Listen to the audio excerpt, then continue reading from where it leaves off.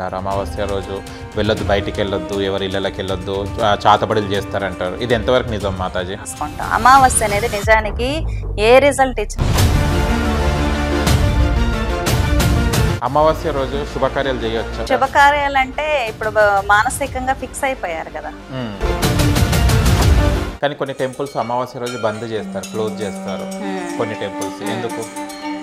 శివాలయం ఆ రోజు ఓపెన్ చేస్తారు అక్కడ శ్రీకాళహస్తిలో అమావాస్య రోజు. అప్పుడే గ్రహణం పట్టినప్పుడే అభిషేకాలు చేస్తుంటారు. అమావాస్యలకే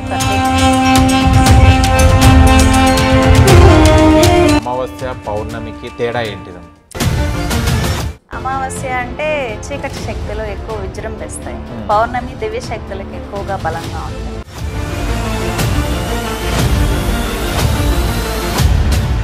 కానీ పౌర్ణమి రోజు పాములు కూడా నాట్యం ఆడతాయి, పాములు అవి కలుస్తాయి అని మేము విన్నాం టీవీలో. ఇది ఎంతవరకు నిజం? పాములు నాట్యం ఆడటం అంటే కొన్ని ఎనర్జీస్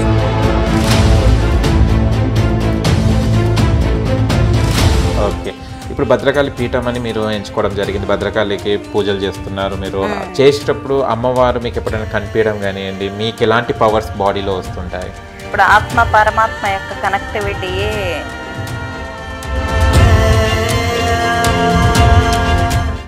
అమావాస్య అనగానే చాలామంది భయపడుతుంటారు. అమావాస్య రోజు వెళ్ళొద్దు, బయటికి వెళ్ళొద్దు, ఎవరి ఇళ్ళకి వెళ్ళొద్దు, చాతబడులు చేస్తారంటారు. ఇది ఎంతవరకు నిజం మాతాజీ? అమావాస్య అంటే ఏంటంటే శ్రీ మహాలక్ష్మి పూజలు ఎక్కువగా మార్వాడీస్ అమావాస్యలోనే చేస్తారు. ఇప్పుడు దీపావళి అమావాస్య రోజే కదా మనం శ్రీ మహాలక్ష్మికి చేసుకుంటాం. అమావాస్య అనేది నిజానికి ఏ రిజల్ట్ ఇచ్చినా 100% ఇస్తుంది. అమావాస్య రోజు అమావాస్య రోజు చేసే పని ఏంటంటే నెగిటివ్ ని క్లియర్ చేయడం. ఇప్పుడు గుమ్మడికాయలు, నిమ్మకాయలు దిష్టి తీసి కొడుతూ ఉంటారు. ఇంటికి ఏదైనా నెగిటివ్ ఆరా ఉంటే ఆ రోజు క్లియర్ అయిపోతుంది పూర్తిగా. ఆ రోజు మహాలక్ష్మి పూజ చేసినా కూడా 100% రిజల్ట్ ఉంటుంది. అమావాస్య రోజు ఏది చేసినా 100% రిజల్ట్ ఉంటుంది. కాబట్టి కొంతమంది శక్తిని ఆ రోజు తప్పుగా వాడతారు. అయినా కూడా ఆ రోజు కాళీకి, కాలభైరవుడికి పూజ చేస్తే చాలా పవర్ఫుల్ ఎఫెక్టివ్గా ఉంటుంది. అమావాస్య అనేది ఒక మంచి రోజే, ఒక మంచి రోజే. 100% రిజల్ట్ ఉంటుంది ఆ రోజు ఏది చేసినా. అమావాస్య రోజు శుభకార్యాలు చేయొచ్చా? పెళ్లిళ్ళు పెట్టుకోవచ్చు? శుభకార్యాలు అంటే ఇప్పుడు మానసికంగా ఫిక్స్ అయిపోయారు కదా. మానసికంగా ఫిక్స్ అయినప్పుడు శుభకార్యాలు ఎలా చేస్తారు? దైవారాధనలు చేసుకోవచ్చు. శుభకార్యాల కన్నా దైవారాధనలు చేసుకోవచ్చు. కానీ కొన్ని టెంపుల్స్ అమావాస్య రోజు బంద్ చేస్తారు, క్లోజ్ చేస్తారు. కొన్ని టెంపుల్స్ ఎందుకు అమావాస్య రోజు క్లోజ్ చేస్తారంటే మరి ఆ టెంపుల్కి ఆగమ శాస్త్రం అనేది ఒకటి ఉంటుంది. ఇప్పుడు శివాలయం ఆ రోజే ఓపెన్ చేస్తారు అక్కడ శ్రీకాళహస్తిలో అమావాస్య రోజు. అప్పుడే గ్రహణం పట్టినప్పుడే అభిషేకాలు చేస్తుంటారు. అమావాస్యలకే ప్రత్యేక పూజలు చేస్తూ ఉంటారు. శైవారాధన, వైష్ణవ ఆరాధన వేరు కదా.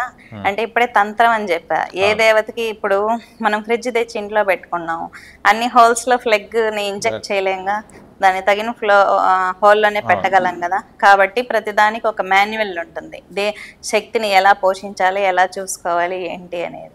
కాబట్టి ఆ టెంపుల్కి సంబంధించిన మాన్యువల్ ఎలా ఉంటుందో దాన్ని బట్టి ఆ టెంపుల్స్ నిర్వహణ ఉంటుంది. ఇప్పుడు కనకదుర్గమ్మకు పులిహార ఇష్టము, వెంకటేశ్వర స్వామికి లడ్డు ఇష్టము. కాబట్టి ఏ టెంపుల్కి సంబంధించినట్టు అక్కడ ఆచార వ్యవహారాలు అనేవి ఉంటాయి శక్తి తత్వాన్ని బట్టి. అమావాస్య పౌర్ణమికి తేడా ఏంటిదమ్మా? అమావాస్య అంటే చీకటి శక్తులు ఎక్కువ విజృంభిస్తాయి. పౌర్ణమి దివ్య శక్తులకు ఎక్కువగా బలంగా ఉంటాయి. ఏ శక్తులు దివ్య శక్తులు అంటే? దివ్య శక్తులు అంటే అన్ని అమ్మవారి లలితాదేవి, లక్ష్మికి సంబంధించి ఆ రోజు చేసుకోవచ్చు.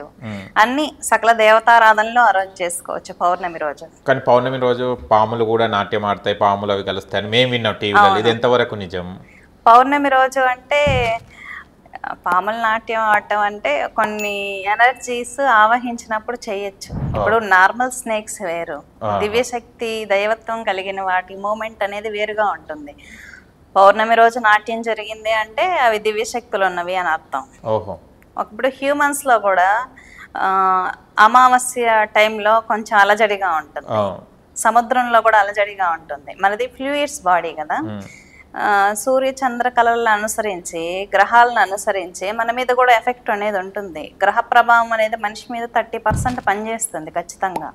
వాటికి సంబంధించిన తేడా, అమావాస్య పౌర్ణమికి సంబంధించినటువంటి ఎన్విరాన్మెంట్, ప్రకృతిలో ఉన్న తేడాలు మనుషుల మీద ప్రభావం చూపిస్తాయి. కానీ వాటి అండర్లో మనం ఉండకూడదు అనుకుంటే మన శక్తి స్థాయి చాలా ఉన్నతంగా ఉండాలి.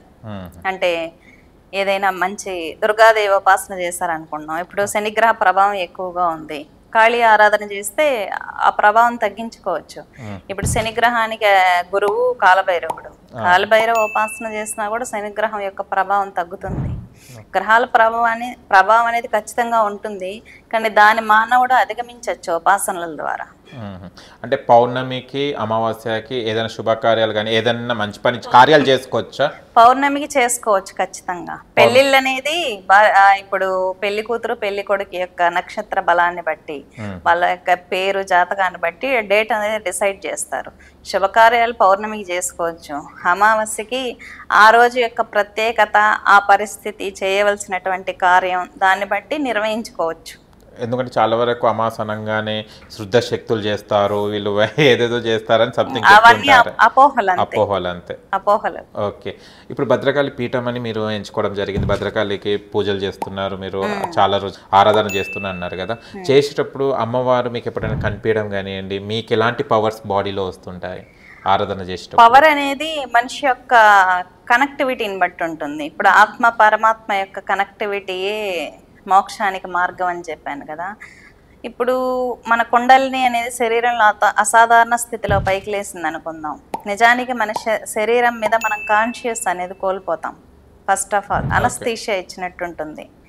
శరీరం మొత్తం మత్తుగా జపం చేసిన వాళ్ళు, వేదం చదివే వాళ్ళు, గుళ్ళో సేవ చేసేవాళ్ళు, ఎమోషనల్గా కనెక్ట్ అయిన వాళ్ళకి ఆ ఎక్స్పీరియన్స్లు చాలా వేల లక్షల మందికే వచ్చాయి. అటువంటివి ఏంటంటే దైవ దర్శనం అనేది ఏంటంటే, నాకు కలిగిన దైవ దర్శనాలన్నీ ఒక కాంతి రూపం, వెలుగు రూపం, ఒక బ్లాస్ట్.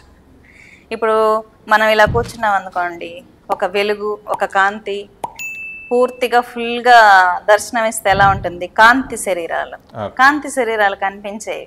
అది నా ఊహ అనుకోవటానికి లేదు, ఒక షాక్ లాగా జరిగేది, ఒక మెరుపు మెరిసినట్టు నేను చూడగలిగాను కాబట్టి కాన్ఫిడెంట్ గా చెప్పగలుగుతున్నాను. ఓకే, అది ఎన్ని సంవత్సరాలు పట్టింది మీకు ఆ కాంతిని, ఆ దివ్య శక్తిని చూడడానికి? నేను 7th నుంచి ఎక్కువ కాళీ పూజలు, కాళీ ఆరాధన చేసేదాన్ని. నేను 10th చదివే సమయంలోనే నాకు 18 చేతులతో అమ్మవారు అలా దర్శనం ఇచ్చింది కాంతి శరీరంలో. నేను అనుకున్నాను, అప్పటికి నాకు అవేర్నెస్ లేదు, దేవతలు అసలు దర్శనం ఇస్తారు, ఉపాసనలు, ఈ అవేర్నెస్ ఏమీ లేదు. నేనేమనుకున్నానంటే అమ్మవారు చీర కట్టుకొని నగలు పెట్టుకొని అందంగా దర్శనం ఇస్తుంది అనేది ఒక ఊహ. అప్పట్లో నాకు కనిపించింది టూ మచ్ డిఫరెంట్. అంటే ఒక పవర్, ఒక బ్లాస్ట్, ఒక వెలుగు అమ్మవారంటే. ఆ టైంలో నేను ఒక 2 అడుగులు ఎగిరి వెనక్కి పడ్డాను అన్నమాట. భయపడి కాదు, ఆ పవర్ ని తట్టుకోలేకేమో. అంటే ఆ మూమెంట్ కూడా నా శరీరం నా ఆధీనంలో లేదు.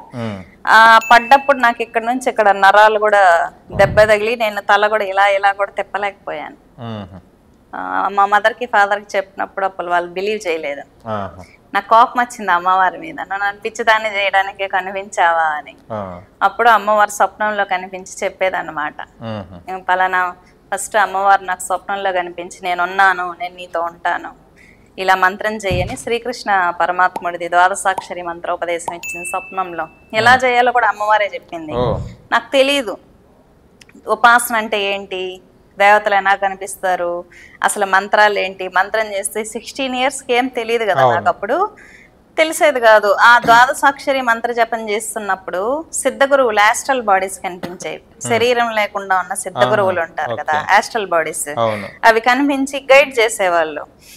నీకు రేపు పలానా వ్యక్తి వస్తున్నారు కదా, వాళ్ళతో ప్రమాదము అని. నా లైఫ్లో అప్పుడు నేను బాగా అవేర్నెస్ అయ్యా. ఓకే, ఆస్ట్రల్ బాడీలు అంటే వీళ్ళేనా, కాంతి శరీరాలు ఎలా ఉంటారా, అంటే వేరే ప్లేన్ ఉందా?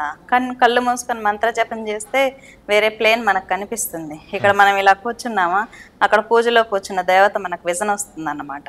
అది చాలా మందికి వస్తుంది. తాంత్రిక్ ప్రాక్టీసెస్ ఉపాసన చేసే వాళ్ళకి చాలా మందికి అలా దర్శనాలు వస్తాయి. కానీ చెప్పడం కన్నా ప్రతి ఒక్కరూ ఇలా చేసి ఎక్స్పీరియన్స్ అవ్వాలి. ఎక్స్పీరియన్స్ అయిందనుకోండి, వాళ్ళకి వేదాలు చెప్పాల్సిన అవసరం లేదు, శాస్త్రాలు చెప్పాల్సిన అవసరం లేదు, భగవద్గీత బోధించాల్సిన అవసరం లేదు.